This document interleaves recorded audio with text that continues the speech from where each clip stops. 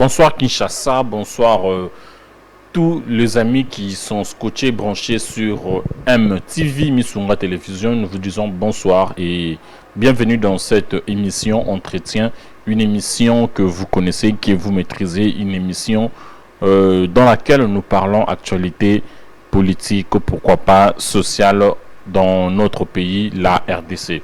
Pour ce soir, je reçois pour vous Monsieur Paterne Bouambou, qui est cadre du parti LGD de l'honorable Matata Ponyo. Et c'est avec lui que nous allons parler des différentes questions qui touchent à l'actualité. Et la plus grande est celle du refus de l'honorable Matata Ponyo de se présenter à la justice. Bonsoir, Monsieur Paterne. Bonsoir, Monsieur John, et bonsoir à tous les téléspectateurs de MTV. Comment vous allez? Oui, ça va plutôt bien, mais malgré. Vraiment, j'espère que vous allez sortir ici ok. Alors, d'entrée des jeux, dites-nous pourquoi l'honorable Matata Ponyo ne s'est pas présenté ou a refusé de se présenter devant la Cour constitutionnelle. Alors, pour dire court, il n'a pas refusé de se présenter devant la justice, mais plutôt refusé de se présenter devant l'injustice. Parce que nous sommes sur une phase où nous constatons clairement que l'injustice bat son plein. Parce que la Cour constitutionnelle, il y a peu, le 15 novembre 2021, avait déjà rendu son arrêt. Et comme nous le savons tous, c'était déclaré incompétent de juger le camarade président Augustin Matata Ponyo.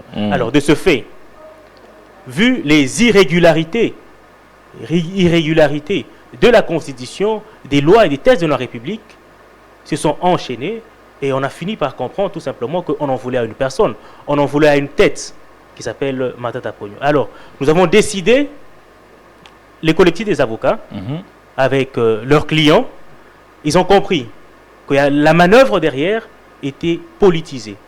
Politisée pour faire tomber la personne de Matata Ponyo.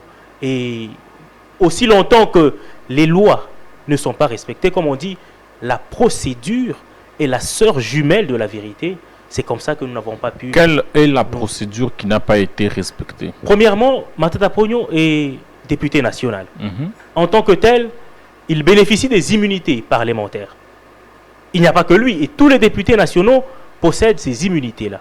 Alors, comment se fait-il que Matata Ponyo peut être entendu par la Cour constitutionnelle sans, au préalable, lever ses immunités?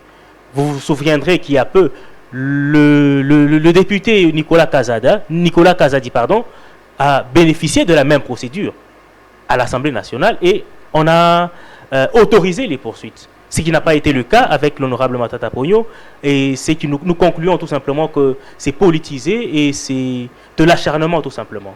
Matata Ponyo qui s'était présenté il y a une semaine ou deux passées. Oui. Alors là, les immunités étaient levées, la procédure était respectée. Alors, il a essayé de dire ça devant les honorables députés à l'Assemblée nationale pour dire que ce n'est pas respect pour la plus haute cour de notre pays. Parce qu'on estimait que la haute cour que nous avons, qui est la Cour constitutionnelle, pouvait incarner ce bon sens. Ce bon sens comme il l'avait déjà fait auparavant le 15 novembre 2021. Mais notre grande était notre surprise de constater que la Cour avait déjà dit sa messe et voilà, on était navré de constater la procédure telle qu'elle était, elle s'est déroulée. Mais s'il s'est présenté par respect, pourquoi ne pas se représenter encore par respect cette fois-ci? Alors, cette fois-ci, comme je l'ai dit précédemment, la messe est dite.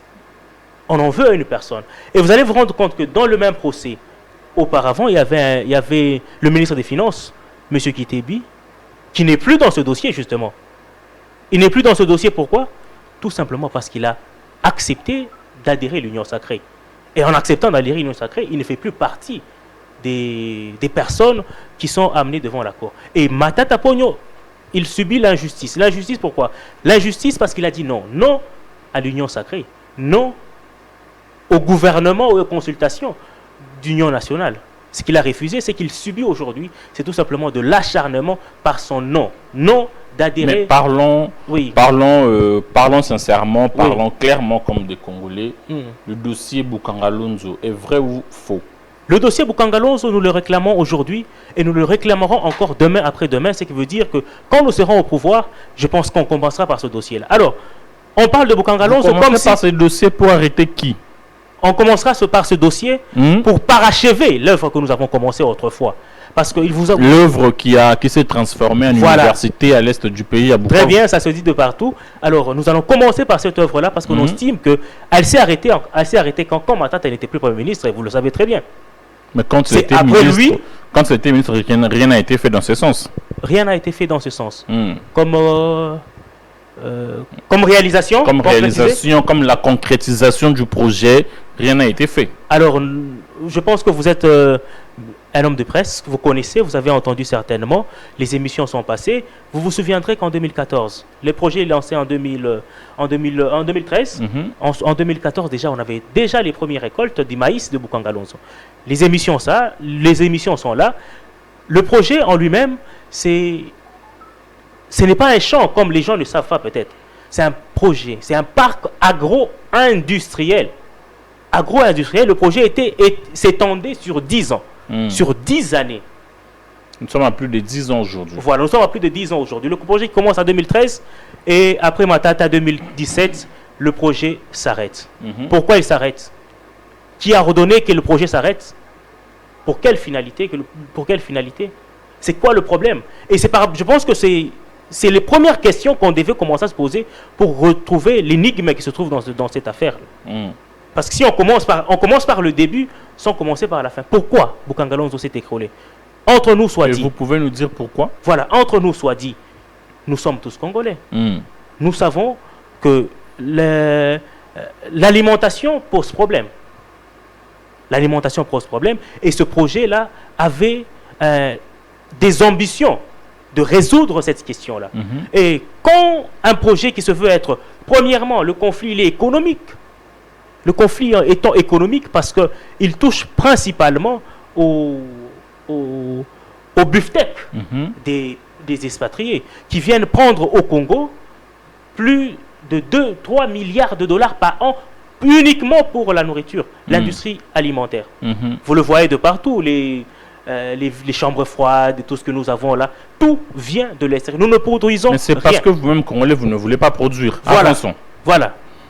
Le Congolais ne veut pas produire. Alors, nous avons eu un projet tellement ambitieux, tellement bon de sa conception, de son début, de son évaluation. On aurait pu avoir aujourd'hui, si on avait des personnes, par exemple comme Matata, qui pouvaient continuer son œuvre. Bon, ce n'est pas que l'œuvre de Matata, en premier, c'est l'œuvre de la République. À vous entendre, nous osons croire que l'œuvre s'est arrêtée après le départ de Matata. Exactement. Donc c'était la personne providentielle qui pouvait mener à bon port ces projets. Pas justement. Parce que le projet a été élaboré, les documents sont là. Les documents sont restés dans les institutions de la République. Et les ministères de l'Agriculture, le ministère des Finances et tout le reste avaient tous ces documents-là pour mener à bon ce projet-là. Alors, nous, notre question, la première qu'on se pose toujours et d'abord, c'est pourquoi les travaux se sont arrêtés? Parce que jusqu'aujourd'hui, Bukangalonzo est devenu... Il y avait des tracteurs, il y avait tout ce qu'il y avait comme engin. Bukangalonzo est devenu un champ de ruines. Voilà, un champ de ruines. Mais pourquoi ça s'est arrêté après le départ de Matata Mponyo? C'est la question qui Matata Mponyo a mal géré jusqu'aujourd'hui. Matata Mponyo a mal réalisé le projet. Est-ce que ça ne serait pas les ennemis de la République qui s'étaient en train de se réjouir? Parce que quand vous imaginez que le Congo dépense près de 3-5 milliards de dollars tous les ans pour... la nourriture, pour prendre des aliments à l'extérieur, est-ce que vous pouvez vous imaginer que ces gens qui viennent prendre du beefsteak au Congo peuvent être contents? Absolument pas.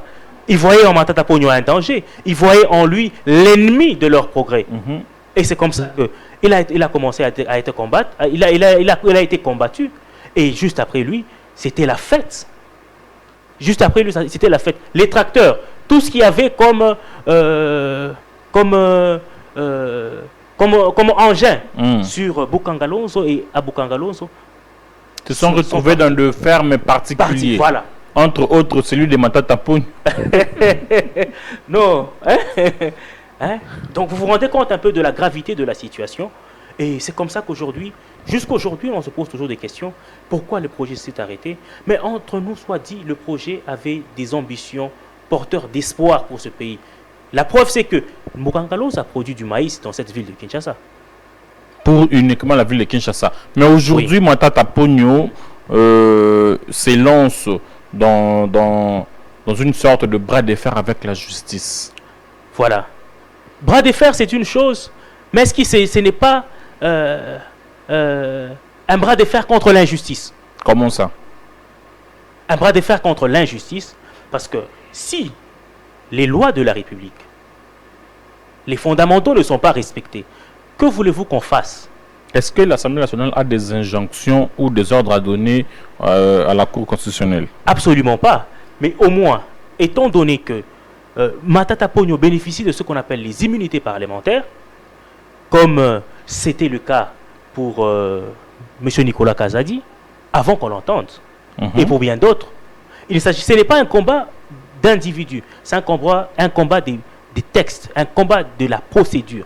Si on commence par la base... Vous pensez que la procédure n'est pas respectée? La procédure n'est nullement respectée. Parce que s'il pouvait demander bonnement à l'Assemblée nationale qu'on puisse lever les immunités, Matata Ponyo devait être entendu d'abord par ses collègues députés et devant l'Assemblée nationale, qui, dans son indépendance, livrerait, pour ne pas dire... lèverait les immunités parlementaires à l'honorable Matata Ponyo. Et en ce moment-là, on se croirait dans un procès qui se veut être logique. Si la procédure en elle-même... Après 2021, oui. Le procès a repris en quelle année? Après 2021, le procès a essayé de tenter plusieurs fois. Parce que 2021, la Cour constitutionnelle s'est déclarée incompétente. Et a envoyé le dossier à la dirigé à l'époque par le prof Kalouba. Par le prof Kalouba, d'ailleurs, que nous saluons jusqu'aujourd'hui, et cet arrêt, ou bien ce n'est pas lui, c'est les 9 juges de la Cour constitutionnelle qui ont rendu cet arrêt-là. Et le prof Kamouleta, qui est aujourd'hui président de la Cour constitutionnelle, était parmi ces juges-là. Alors, quand on a rendu cet arrêt-là, qui lui a valu même son fauteuil de président de la Cour constitutionnelle, et nous le dirons suffisamment. Ça, c'est vous qui le dites, ça. Voilà. Alors, le procès est renvoyé à la Cour constitutionnelle. Par quel mécanisme, on ne sait pas. Parce qu'il n'y a pas de passerelle entre la Cour constitutionnelle et la Cour de cassation. Automatiquement, le procès est arrivé à la Cour de cassation, saisi par le procureur près la Cour de cassation. Les procès commencent. On a commencé la première fois. Malgré toutes ces manigances, ça n'a pas tenu. Ça n'a pas tenu de telle sorte que la Cour de cassation également s'est déclarée, ça a fini par se déclarer incompétente. Si la Cour de cassation se déclare également incompétente dans le dossier, automatiquement, il y a un revirement. On rentre encore à la Cour constitutionnelle parce qu'il n'y a pas de passerelle entre la Cour de cassation et la Cour de constitutionnelle. Selon quel principe la Cour de cassation a transmis le dossier à la Cour constitutionnelle? Selon quel principe? On ne sait pas. On se retrouvait dans le procès de Jésus-Christ quand on voyait par exemple Hérode et Pilate. Vous connaissez l'histoire.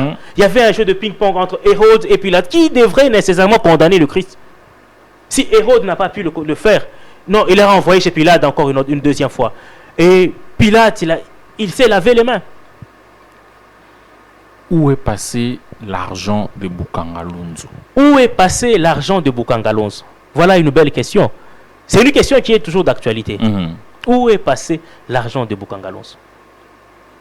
L'argent de Boukangalonzo a commencé à fonctionner. Il y avait des agents à Boukangalonzo qui sont aujourd'hui au chômage. Il y avait des engins achetés. Qui se retrouvent chez les privés aujourd'hui. Chez des privés aujourd'hui. Aujourd'hui, pour des personnes qui ont commencé Boukangalonzo, pour des personnes qui ont travaillé pour l'œuvre de Boukangalonzo aujourd'hui, s'ils se retrouvent sur le site de Boukangalonzo aujourd'hui, mais ils ont presque les larmes aux yeux de voir toute cette œuvre, toute cette belle œuvre devenir en ruine parce que c'est un individu qui s'appelle Matata Ponyo qui a porté ce projet. Et qui est parti avec le même projet. Il est parti parce qu'on dit toujours que les personnes passent, mais les institutions sont appelées à rester. Et les institutions qui restent, les projets sont sur la table. Il y a eu une commission lors de l'ancienne législature qui a effectué un déplacement sur place à Boukangalonzo. Voilà. Vous connaissez les résultats et les rapports? Oui, nous connaissons le résultat et les rapports. Et bon, telle était la surprise de tout le monde. Le rapport, nous le connaissons, et ces députés, ils ont fourni le rapport, et on a même entendu que ce champ a été vendu, je crois. Bon, laissé entre les mains. Aujourd'hui, que reproche-t-on à l'honorable Matata Ponyo? On reproche une seule chose à l'honorable Matata Ponyo, c'est d'avoir refusé d'adhérer à l'union sacrée. Ça, c'est vous qui uniquement pour ça.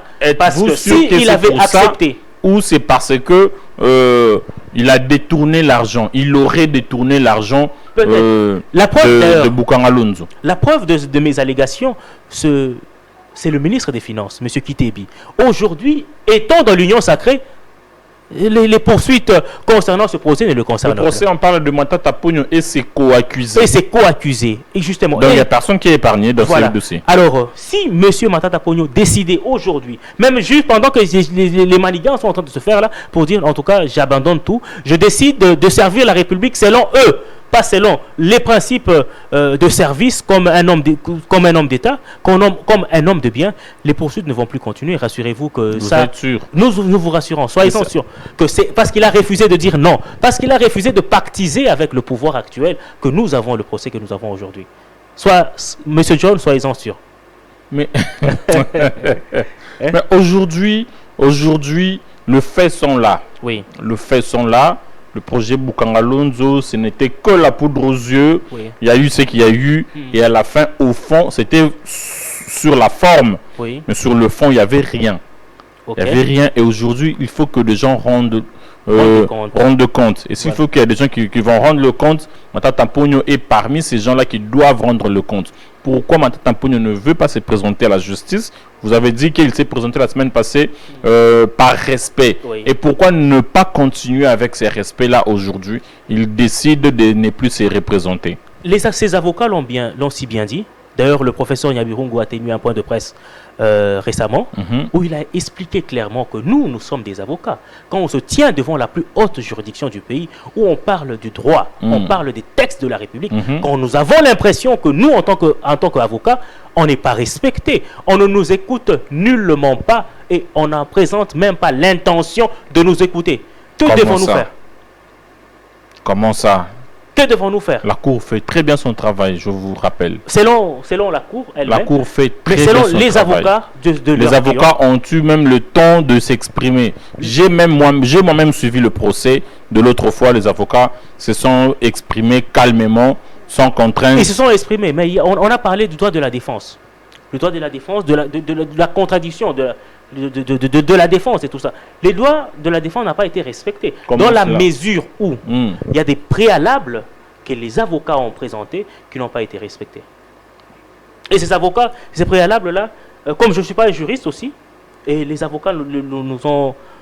monsieur le maître Nyabirungu a eu un point de presse, il voulait expliquer clairement que la Cour constitutionnelle ne présente nullement pas la volonté de nous écouter. Pourquoi les opposants congolais jouent toujours à la victimisation?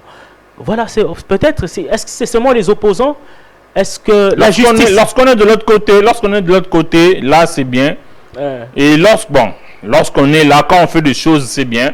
Mais quand on veut vous interpeller pour répondre à vos actes, ça devient une victimisation, ça devient un acharnement, ça devient, et du coup, vous traversez du côté de l'opposition parce que là, vous savez que la population, surtout quinoise, va vous accompagner. Bon, la peuple, et ça part comme ça. Pourquoi?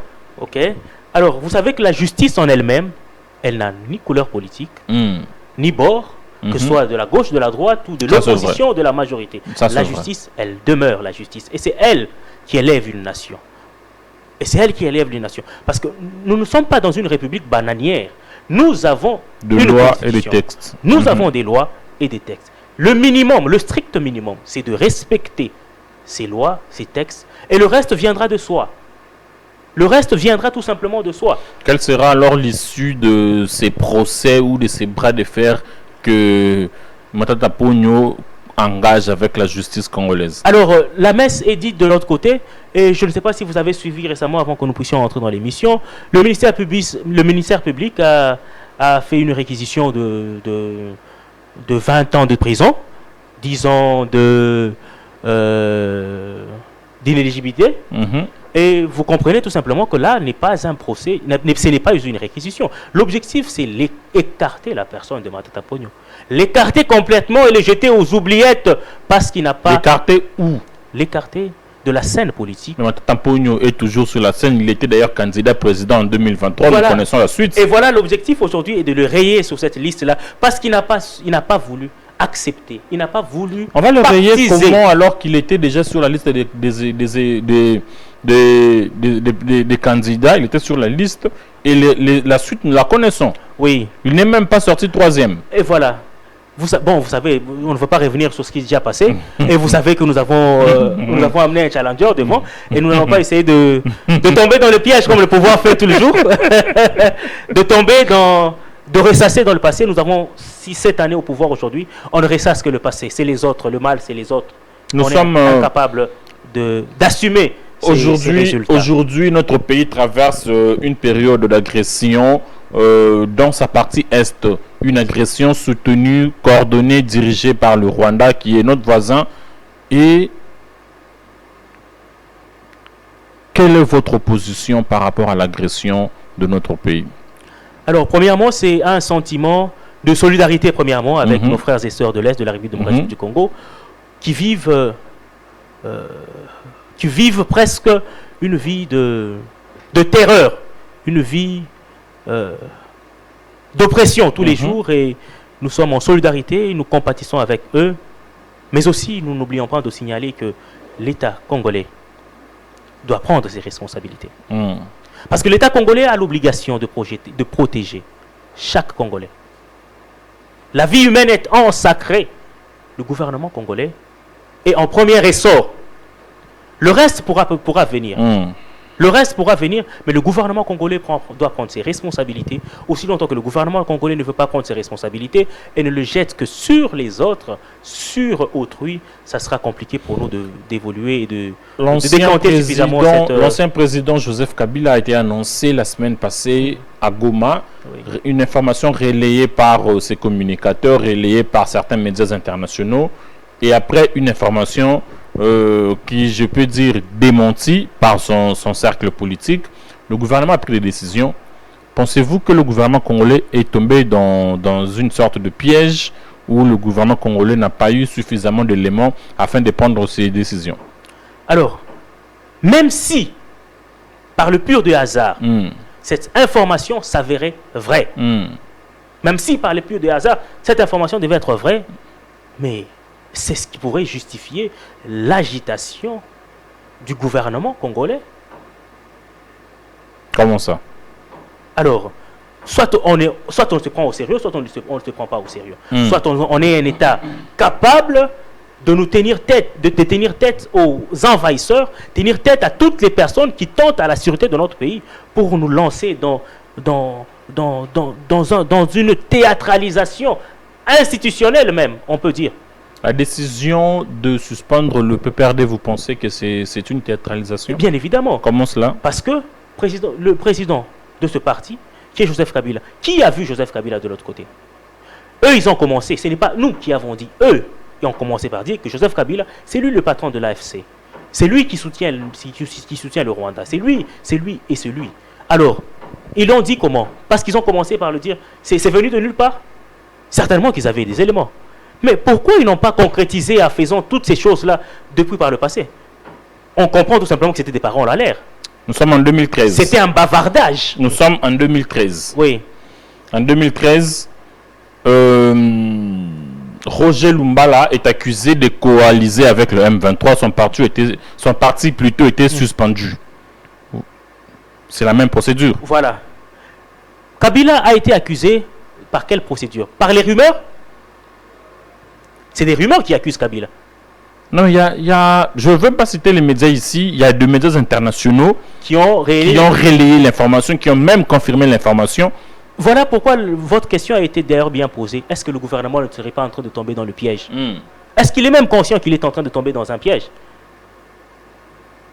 Le piège de l'agitation. Vous confirmez que l'information de la présence de Kabila à Goma est fausse? Je commençais par dire que même si elle était vraie, ouais, l'agitation ne se justifie pas. Alors, dès lors qu'ils constatent que Kabila est à Goma, ils l'ont certifié certainement, parce qu'ils ont des renseignements, des services pour avancer les procédures. Et dans ce cas-là, ça serait normal. Mais qui a vu Kabila de l'autre côté? Point d'interrogation. Il est allé faire quoi? Il est allé où? À quel endroit? C'est la question qu'il faudra se poser. Tout ce temps... Est-ce que le gouvernement doit nous donner toutes les informations ou doit nous dire il a été vu tel endroit, tel endroit, tel endroit, tel endroit? Pas nécessairement. Quand le gouvernement prend des communiqués et laisse sur les réseaux sociaux, leur intention, ce n'est pas Kabila, leur intention, c'est le public. Faire du bruit, faire le show, faire... et c'est ce qui les intéresse.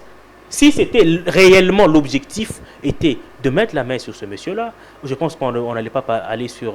Alors vous pensez que cette décision a été mal prise et que le gouvernement doit revoir sa décision? Le gouvernement doit revoir ses décisions. Et si, par les purs des hasards, comme vous l'avez dit, je vous rejoins au mot, il s'avérait vrai que Kabila est à Goma et que c'est lui le patron de l'AFC.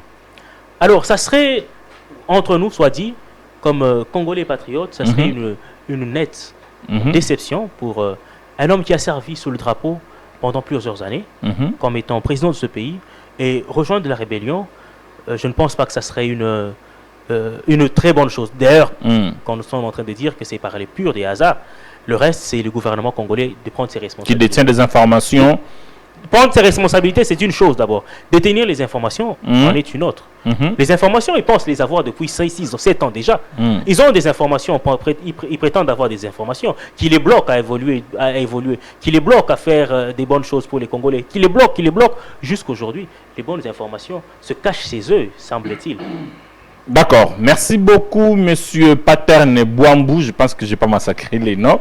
Je rappelle que vous êtes cadre du parti Leadership, Gouvernance et Démocratie. Développement. Leadership, Gouvernance pour le développement. Ah, d'accord. LGD. Parti cher à l'honorable Matata Pogno. Nous sommes arrivés pratiquement à la fin de cet entretien. Votre mot de la fin. Vous avez attendu une question que l'on ne vous a pas posée.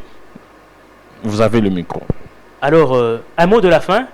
Regardez la caméra, bien sûr. Voilà, un mot de la fin.